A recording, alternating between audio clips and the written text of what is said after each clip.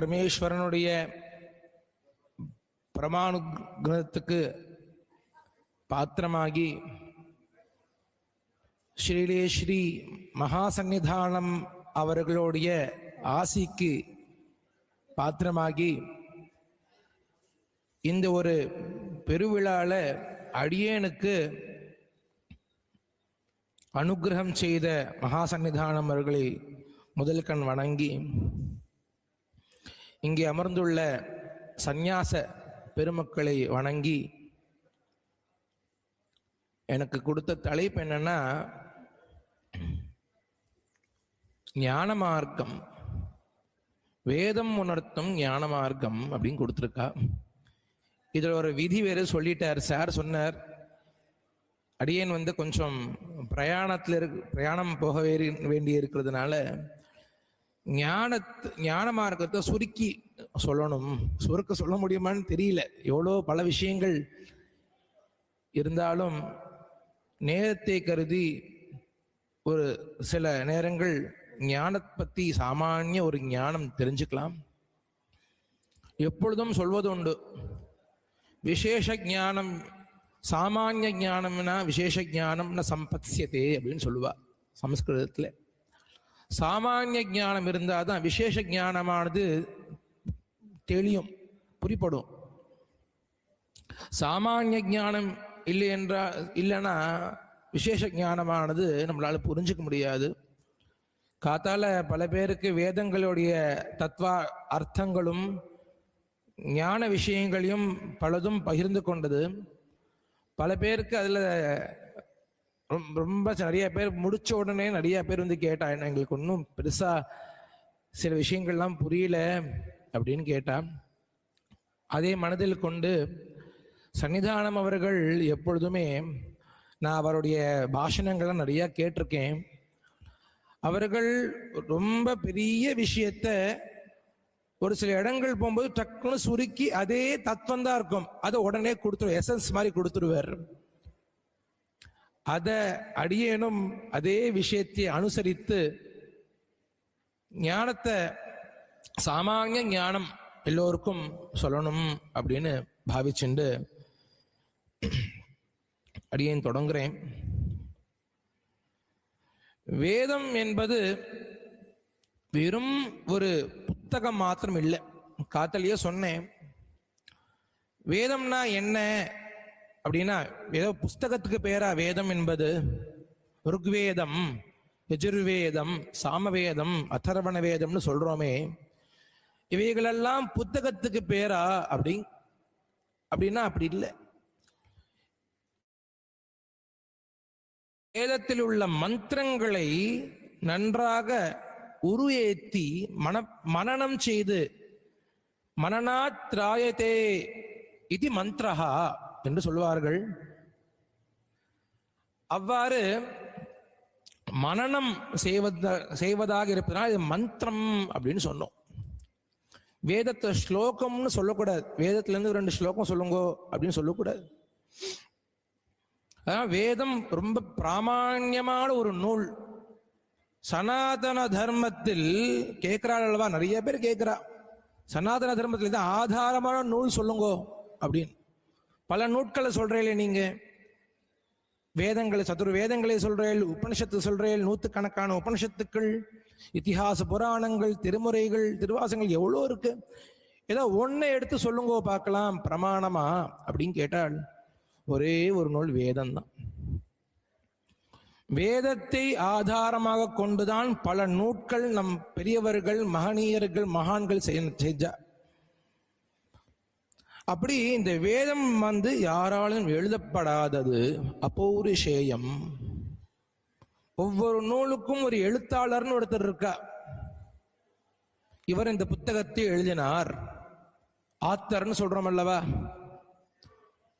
அதுபோல வேதத்துக்கு யாரான ஆத்தர், எழுத்தாளர் யாரான இருக்காளா அப்படின்னா அப்படி யாருமே இல்லை. அதான் விசேஷம். இந்த வேதத்துக்கு அபௌருஷேயம்னு சொல்லுவோம், புருஷனால எழுதப்படாதது. அப்பேற்பட்ட வேதங்கள் நம்மளுக்கு என்ன போதிக்கிறது? நாம் எப்பொழுதும் எல்லோரும் சமமா, எல்லா ஜீவராசிகளும் ஒரே சிந்தனையா ஒரே விஷயங்களை யோசிக்கிறது என்னன்னா, சுகம் வேணும், சுகத்தை அடையணும் அப்படின்னு வேண்டுறோம். சுகம் மே பூயாத் துக்கம் மே மாபூத்.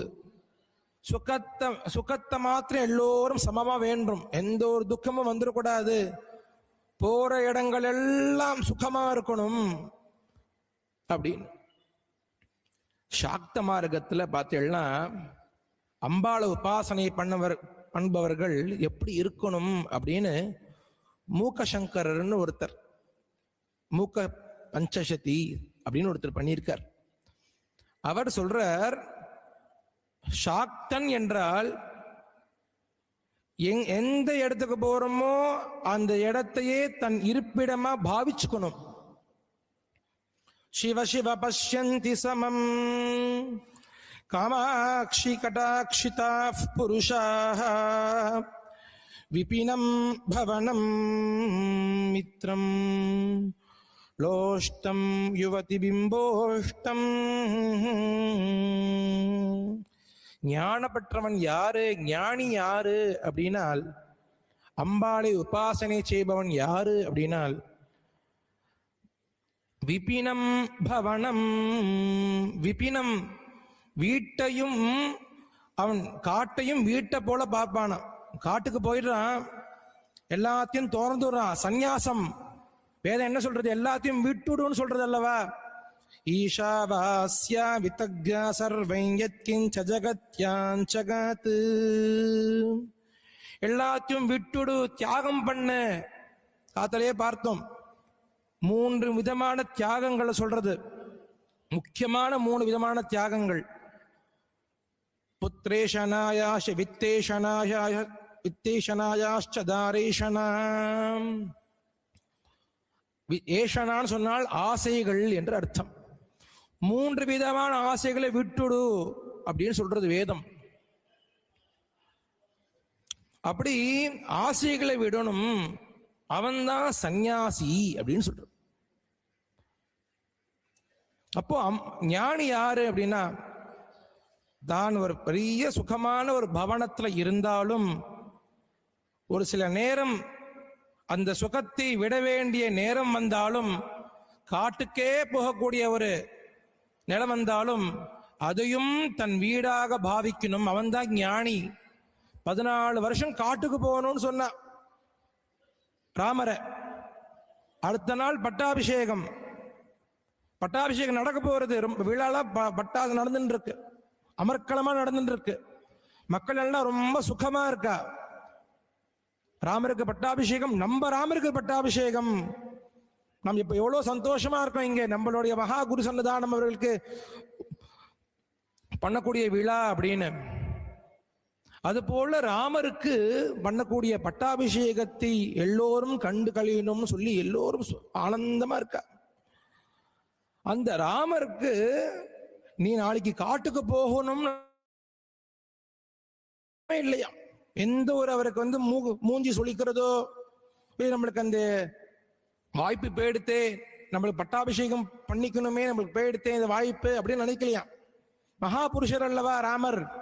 ராமோ விக்கிரகவான் தர்மஹா அப்படின்னு சொல்றார் வால்மீகி. ராமர் என்ன வேத ஸ்வரூபமா வந்திருக்கார், தர்மஸ்வரூபம்.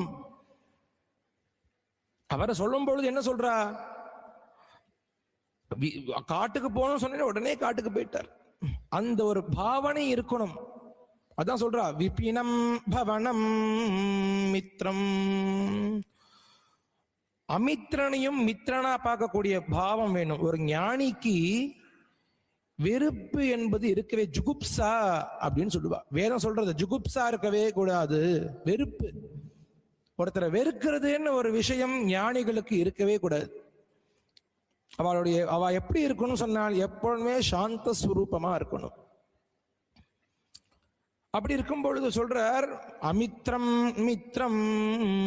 மித்ரனையும் எவனொருவன் அம்பாளை உபாசனை செய்கிறானோ அந்த ஞானியானவன் மித்ரனாகவே, நண்பனாகவே பார்ப்பான். மித்ரன் என்றால் நண்பன். அவன் அமித்ரனையும் மித்ரனாகவே பார்ப்பான். அதுதான் ஞானியோடைய லட்சணம். லோஷ்டம் யுவதி பிம்போஷ்டம். ஒரு பெண்ணோடைய முகத்தை பார்க்கும் பொழுது ஒரு காம இச்சை வந்தாலும் அவன் அந்த முகத்தை எப்படி பார்ப்பான் அப்படின்னா தயங்காமட்டைய போல பார்ப்பான். அப்பேற்பட்ட ஞானவான் அவன்தான் அம்பாளையோட உபாசகன், அவன்தான் அம்பாள் உபாசகன் அப்படின்னு சொல்றது.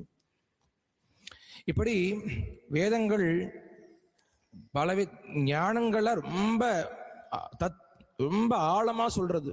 ஞானம் எவ்வளவு தேவை, ஞானம் இருந்தால் மாத்திரம்தான் ஒருவன் மோட்சத்திற்கு சாதனமாக ஆக முடியும். நம்மளுக்கு மோட்சம் என்ன சாத்தியம், அதுக்கு என்ன சாதனமோ அதை செய்ய வேண்டும் அப்படின்னு வேதம் பல இடங்கள்ல சொல்றது. இப்படி நான் ஒரு மனிதன் எவ்வாறாக வாழ வேண்டும், எதற்காக பிறந்தான், ஏன் பிறந்தான், அதேபோல் உண்மையான ஆனந்தம் எங்கே, ஆனந்தோ பிரம்மே திவ்யஜானாத் ஆனந்தாத்யேவ கல்விமானி பூதானி ஜாயந்தே. எல்லா ஜீவராசிகளும் எல்லா பக்ஷி மிருகங்கள் எல்லாமே எதை விரும்புறது அப்படின்னா ஆனந்தம். அப்பேற்பட்ட ஆனந்தம் எங்க இருக்கு, ஞானம் அடைந்தால் அந்த ஞானத்தில் இருக்குன்னு சொல்றது. நான் யார் அப்படின்னு வேதம் கேட்கறது. ஒவ்வொரு மனிதனும் நான் யார் அப்படின்னு கேட்டுக்கணும். காத்தாலேயே சொன்னேன், ரமண பகவானிடம் திருவண்ணாமலையில ஒரு கேட்டார், நான் யாருன்னு கேட்ட உடனே அவர் தன்னுடைய பெருமைகள் தன்னுடைய அந்தஸ்துகள்லாம் சொன்னாராம். அதெல்லாம் உன்னுடைய பதவி, உன்னுடைய நிலை, நீ இருக்கக்கூடிய வம்சம், நான் இப்ப ஏற்பட்ட வம்சத்துல வந்தேன்னு சொல்றார். அதெல்லாம் நீ வந்த வழின்னு சொல்றார். நீ யாருன்னு தெரிஞ்சுக்கோ முதல்ல, இப்படி வேதம் வலியுறுத்துறது. அதே தத்துவங்கள் தான் ரமண பகவானும் சொன்னார். இப்படி வேதம் என்றால் என்ன, வேத சப்தத்துக்கு என்ன அர்த்தம் அப்படின்னா, வேதம் என்றால் ஞானம் என்று அர்த்தம். நம்மளுக்கு இப்போ தற்காலிக சூழ்நிலையில பார்த்தீங்கன்னா வேத சப்தங்களை உச்சாரணம் பண்ணும்பொழுது ஒன்றும் புரியலையே அப்படின்னு தோணும். அதற்காக நாம் என்ன முயற்சி பண்ணணும், மொழி, அந்த சம்ஸ்கிருத மொழியை கத்துண்டா நான் வேத ஞானத்தை அறிய முடியுமா அப்படின்னு ஒருத்தர் காத்தால கேட்டார் என்கிட்ட. வேதத்தை சம்ஸ்கிருதம் தெரிஞ்சுட்டா வேதத்தை நல்லா புரிஞ்சுக்க முடியுமா அப்படின்னு கேட்டார். வேதம் என்பது ஸ்ருதி அப்படின்னு பேர். குருவிடம் சென்று ஸ்ரோத்ரபாணிகி சமித்பாணிகின்னு சொல்லுவா. அவர்களிடம் ஸ்ரோத்திரம் கேட்பதற்கு விருப்பம் உடையவனாக சென்று குருவிடம் சரணடைந்து அவர்கள் சொல்லக்கூடிய தத்துவங்களை தெளிவாக ஆழமாக புரிந்து கொண்டு சர்ச்சை செய்து விவாதித்து புரிந்து கொள்வதுதான் வேதம் அப்படின்னு பேர். ஏதோ இந்த மொழியை தெரிஞ்சுட்டா, அந்த மொழியில வேதம் என்பது சமஸ்கிருத மொழியில அச்சு பண்ணியிருக்கா, அச்சடிச்சிருக்கா. அந்த மொழிக்கு, அந்த வேதத்துக்கு, அந்த மந்திரங்களுக்கு இருக்கக்கூடிய ஸ்வரங்கள் எழுத்துக்கள்லாம் சௌகரியமா இருக்கேன்னு புரிஞ்சுக்க முடியுமா? உபனிஷத்தை வேதத்தின் தத்வார்த்தத்தை புரிஞ்சுக்க முடியுமா அப்படின்னா முடியாது. தக்ஷுஷா கிருஹ்யதே அப்படின்னு வேதம் சொல்றது. இப்படி வேதம் என்பது ஞானம், ஞான களஞ்சியம். அதுல 4 வேதங்கள் ரொம்ப முக்கியமா இருக்கு. ருக்வேதம், யஜுர்வேதம், சாமவேதம், அதர்வண வேதம். இந்த 4 வேதங்களிலும் பல சாக்கைகள், நிறைய கிளைகள் இருக்கு. நாம் ருக்வேதம் சொன்னா ஒரே வேதம் நினைச்சுட்டு இருக்கோம். அந்த ஒரு வேதங்கள்ல பல சாக்கைகள், எக்கச்சக்கமான சாக்கை. யஜுர்வேதம் பார்த்தேன்னா ஏகசதம் சாக்காக, 101 சாக்கைகள். எல்லாம் காலக்கிரமத்தினால சிலது க்ஷயமானாலும் இந்த ஞான மார்க்கமா ஞான நூட்களை மாத்திரம் நம் பெரியவர்கள் ரொம்ப பாதுகாத்தா வச்சா. ஏன்னா நம்ம சொல்றோமே பாரத தேசத்தை ஞான பூமின்னு சொல்றோம் அல்லவா. ஞானத்திற்கு எது ஆதாரம்? உபனிஷத்துக்கள் ஆதாரம். அதுதான் இந்த வேதம் முன்னிறுத்தும் ஞான மார்க்கம். வேதம் பெரும்பாலும் கர்மகாண்டத்தில் ஞான விஷயங்களை பெரும்பாலும் சொல்றது. இந்த எஜுர்வேதமானது யாக விதிகளை சொல்லக்கூடியதா இருக்கு. சாமவேதம் எல்லோரும் கேட்டிருப்போம், இசை வடிவா இருக்கு வேதம். ஒருவர் யஜ்யம் பண்ண போறார், யாகம் வளர்க்க போறார்னா 4 வேதக்காரர்களும் அங்க இருக்கணும். ஒவ்வொரு உற்சவம் பண்ணும்போது கோவில்ல 4 வேத பாராயணங்கள் வைப்பார் அல்லவா. ஏன் 4 வேத பாராயணங்களை வைக்கணும்? சுவாமிக்கு சாநித்தியம் ஏற்படணும். அந்த சாநித்தியம் ஏற்பட்டால்தான் மேற்கொண்டு இந்த லோகமானதும் இந்த கோவிலானதும் க்ஷேமமா இருக்கும் என்று 4 வேதங்களை பாராயணம் வைத்தார்கள். அதுபோல் ஒருவர் யாகம் செய்கிறார் என்றால் அவர் முதல் யாகம் பண்ணும்போது அந்த யாகத்தோடைய மந்திரங்களுடைய விசேஷங்களை, தத்துவங்களை தெரிஞ்சுக்கணும். எந்த தேவதைய உத்தேசிச்சு இவர் யாகம் பண்றார் அப்படின்னு ருக்வேதம் சொல்லும். அந்த யாகத்தில் இந்த திரவியங்களை, இந்த விஷயங்களை சேர்க்க வேண்டும் என்பதை யஜுர்வேதம் சொல்லும். யஜுஹூன்னு சொன்னாலே யஜ்யம்னு அர்த்தம். சாமவேதம் வந்தவர்களை போற்றி தன்னுடைய கானங்களால அவர்களை மகிழ்விக்கும். அதர்வண வேதம் வாழ்க்கை நெறிகளை சொல்லக்கூடியது. வாழ்க்கை நெறிகள் மாத்திரம் இல்லை, நிறைய ஓஷதிகள், தேவதா விசேஷங்கள், மகா மந்திரங்களுடைய சாரமா அதர்வண வேதம். இப்படி வேதங்கள் அபௌருஷயமாகவும் முனிவர்களால பார்க்கப்பட்டதாகவும் இருக்கு. ரிஷிகின்னு சொல்றோம். ரிஷினா என்ன அர்த்தம்? பார்த்தவர்கள், தத்துவங்களை தெரிந்தவர்கள். அதான் ரிஷிகின்னு சொன்னாலே பார்த்தவர்கள் அர்த்தம். இப்படி இந்த வேதத்தோடைய விஷயங்கள் ஞானம் சித்திக்கணும். ஞானவான்மாம் பிரபத்யதே, எவன் ஒருவன் ஞானம் அடைந்தவனாக இருக்கிறானோ அவன் என்னை அடையட்டும் அப்படின்னு கிருஷ்ண பரமாத்மா சொல்றார். அப்பேற்பட்ட ஞானத்தை உபனிஷத்துக்கள் 10 உபனிஷத், முக்கியமா 10 உபனிஷத்துக்கள் இருக்கு. அதற்கு தான் நம்மளுடைய ஆச்சாரியர்கள் ஸ்ரீமத் ஆதிசங்கர் பகவத் பாதர், ஸ்ரீ ராமானுஜாச்சாரியார், ஸ்ரீ மத்வாச்சாரியார் அவர்கள் எல்லாம் இதற்கு வியாக்கியானம் செய்துள்ளார்கள். அது மாத்திரமில்ல, சைவ பரமா ஸ்ரீகண்டர் பிரம்மசூத்திரத்தை வியாக்கியானம் பண்ணியிருக்கார். அங்க எல்லாவற்றும் இந்த உபனிஷத்தோடைய தத்துவங்கள் எடுத்து, இந்த ஞான விஷயங்கள் எடுத்து அங்க கோட் பண்றார் பல இடங்கள்ல. இப்படி இந்த விஷயங்கள்லாம் இருக்குது. அது முதல்ல அனுபந்த சதுஷ்டயம். ஒரு ஞானத்தை தெரிஞ்சுக்கணும், ஞான மார்க்கத்திற்கு முதல்ல போகணும் அப்படின்னா அந்த ஞானத்தை தெரிந்து கொள்பவன் யார் தகுதியானவன். ஏன் இங்க தகுதின்னு வச்சானா, ஒரு விஷயத்துல வாஞ்ச இருக்கணும். இங்க முதல்ல எல்லோரும் வந்து கேட்கணும், இந்த விஷயங்கள் எல்லாம் கேட்கணும் அப்படின்னு முதல்ல ஒரு ஆசை, அதுல ஒரு வைராக்கியம், இந்த வைராக்கியத்தினால் வரக்கூடிய ஒரு இச்சை.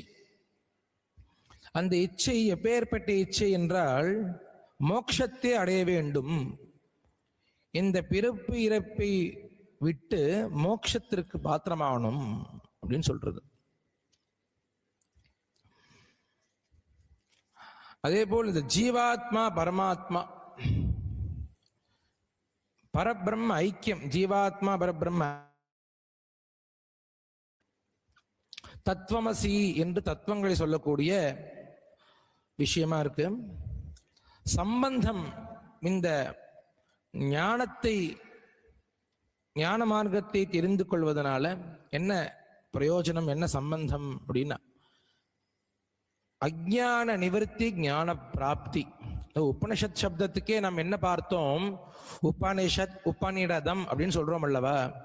இந்த உபனிஷத்திற்கே ஞானத்தை அஞ்ஞானத்தை போக்கி ஞானத்தை ஏற்படுத்தி ஞானத்திலே ஸ்திரமாக வைக்கிறது தான் உபனிஷத் என்று பொருள். விஷதன கதி அவசாதனம். நம்ம எல்லோரும் என்ன நினைச்சுட்டு இருக்கோம், ஆத்மா பலவிதமா இருக்கு, பலவிதமான ஆத்மா, பல ஆத்மாக்கள் இருக்கு அப்படின்னு நினைச்சுட்டு இருக்கோம். அந்த அஞ்ஞானத்தை போக்கக்கூடியது இந்த உபனிஷத். ஏகத்துவம், அசரீரத்துவம், நித்தியத்துவம், அபாபவித்தத்துவம். பாவாத்மான்னு சொல்றோம், ரொம்ப பாவாத்மா, ரொம்ப புண்ணியாத்மா அப்படின்னு சொல்றோம். ரொம்ப பாவாத்மா சார், ரொம்ப சிரமப்படுறார், ரொம்ப துக்கப்படுறார், ஒரு ஜென்மத்தில் என்ன செயல் பண்ணாரோ ரொம்ப கஷ்டப்படுறார் சொல்றோம். ஆதிசங்கரர் சொல்றார், ஆத்மாவுக்கு எங்க பாவம் புண்ணியம், அபாபவித்தத்துவம். இந்த ஆத்மாவிற்கு பாவமும் கிடையாது, புண்ணியமும் கிடையாது. நித்தியத்துவம், எப்பொழுதும் இருக்கக்கூடியது. ஏகத்துவம், ஒன்றுதான் ஆத்மா. நம்ம என்ன சொல்ற நினைச்சுட்டு இருக்கோம், ஆத்மாக்கள் நிறைய ஆத்மா இருக்குன்னு நினைச்சுட்டு இருக்கோம். ஏகத்துவம்னு சொல்றார், ஆத்மா ஒண்ணு. இந்த அஞ்ஞானத்தை போக்குறது உபனிஷத்துக்கள். இந்த ஞான விஷயங்கள்லாம் அஞ்ஞானத்தை போக்குறது. ஞான ஸ்வரூபத்தை ஏற்படுத்தி எது உண்மையான சத்தியம், எது நிலையானது, எது சாஸ்வதமானது என்று சொல்லக்கூடியதை ஏற்படுத்துகிறது இந்த உபனிஷத்துக்கள். அதே போல் அடைந்த ஞானத்தை ஸ்திரமா இருக்கணும். அடைந்த ஞானத்தை ஸ்ரோதவ்யா, மந்தவ்யா, நிதித்தியாசித்தவ்யா.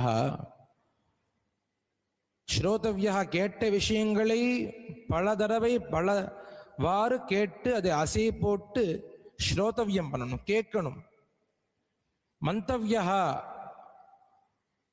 தத்துவத்தோட சிந்திக்கணும். என்ன விஷயங்களை, வேதாந்த தத்துவங்களை, என்ன ஞான மார்க்கத்தை கூறினாரோ அதை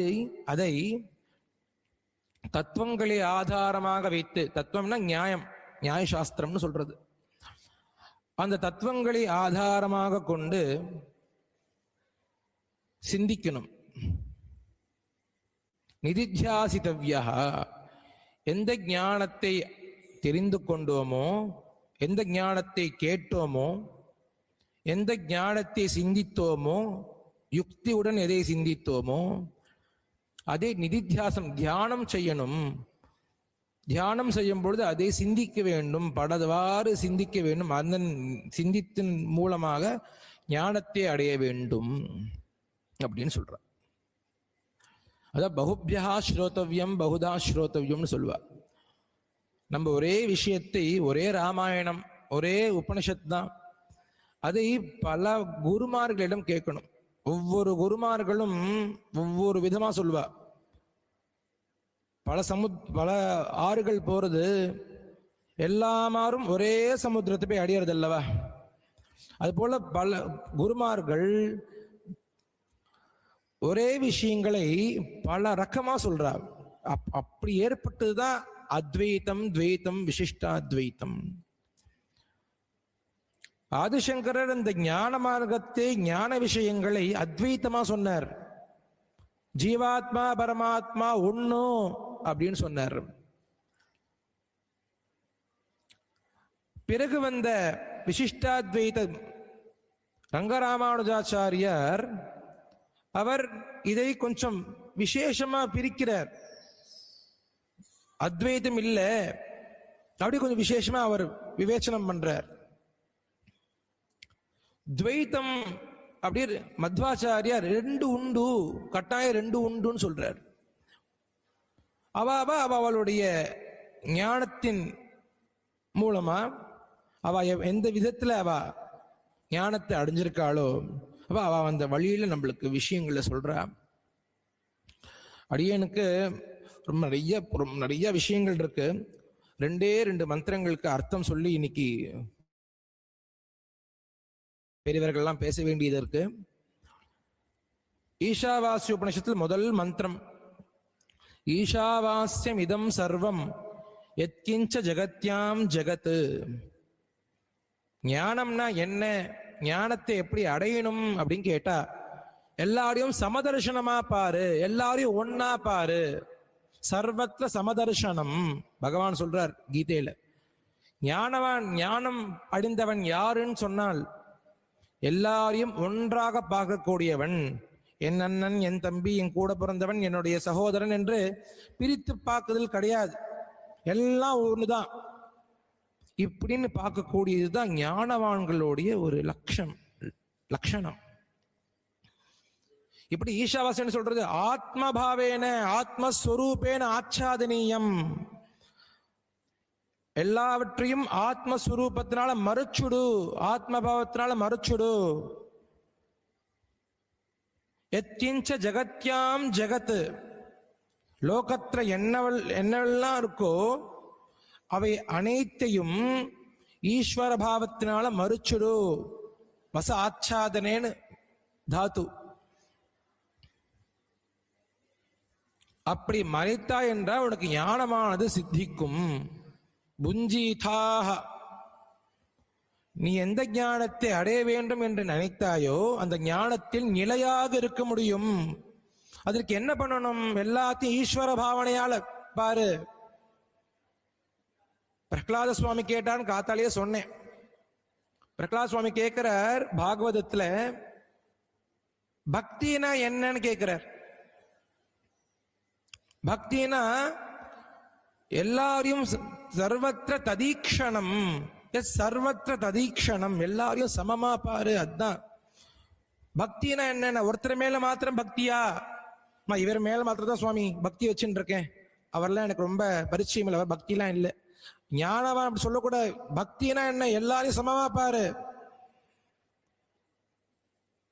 என்னுடைய குருவை நான் எப்படி பார்க்கிறேனோ, என் குருவின் மீது எவ்வாறு பக்தி இருக்கோ அவ்வாறாகவே எல்லாரையும் பார்க்கணும். எந்த சுவாமிகளை பார்த்தாலும் அதே பாவனையில் பார்க்கணும். அதுதான் பக்தி, அதுதான் ஞானம் அப்படி சொல்ற பிரகலாத சுவாமி. எஸ் சர்வத்திர ததீக்ஷணம், அதேதான் இந்த உபனிஷத்தும் சொல்றது. எல்லாரையும் ஒரே சமதர்சனமா பாரு. மாகிருதா கஸ்ய ஸ்வித்தனம், யாருடைய செல்வங்களுக்கும் யாருடைய பொருட்களுக்கும் ஆசைப்படாத. எதுவும் சாஸ்வதமானது நித்தியமானது கிடையாது, எல்லாமும் அனித்தியமானது. ஒன்றுன்னு வச்சுக்க, மாகிருதா மா கார்ஷீஹி, எதுலையும் ஒரு இச்சை வச்சுக்காத, வாஞ்சை வச்சுக்காத அப்படின்னு சொல்றது. இப்படி வரலையே சுவாமி, எனக்கு எல்லாரையும் சமமா பார்க்கக்கூடிய பாவனை வரலையே, அந்த ஞானம் வரலையே. எவ்வளோ ஜென்மாக்கள், அந்த ஜென்மாக்கள்ல பண்ண கர்மாக்கள்லாம் இருக்கல்லவா, அந்த அந்த தெளிவு வரலையே. அப்படி என்ன செய்யணும்? ஞானம் வரம் வரை கர்மாவை பண்ணிண்டே இரு. ஞானம் சித்திக்கும் வரை இந்த கர்மாவை பண்ணிண்டே இருன்னு சொல்லிட்டு வேதம் சொல்றது.